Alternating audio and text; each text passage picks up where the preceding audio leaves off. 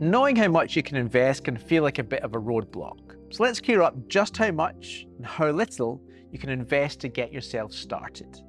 When it comes to investing, there's honestly no right or wrong amount. It's all about what works for you. A golden rule? Only invest what you can genuinely afford. You might think that investing is for others, perhaps just those wearing pinstripe suits working in the City of London or on Wall Street in New York. Or you need a big lump sum to get going. Today, these preconceptions are far from the truth.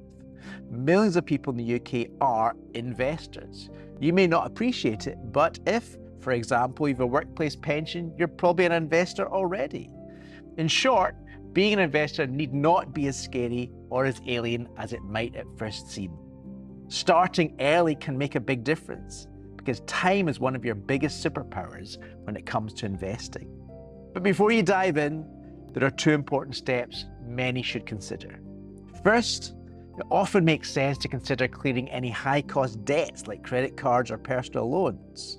Two, it often is good practice to make sure you build up a rainy day fund, ideally about 3 months worth of expenses, potentially in an easy access savings account. Once that's in place, it's time to think about what you're investing for. Perhaps a home, perhaps retirement, perhaps something else.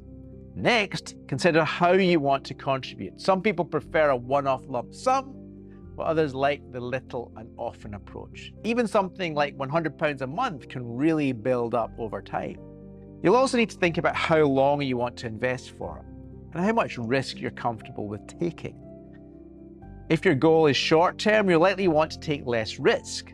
But if you're investing for the long term, you've got more time to ride out the ups and downs.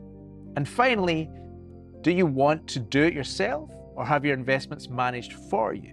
Some investors like picking their own investments, while others prefer the simplicity of something like a ready-made fund where your investments are chosen for you.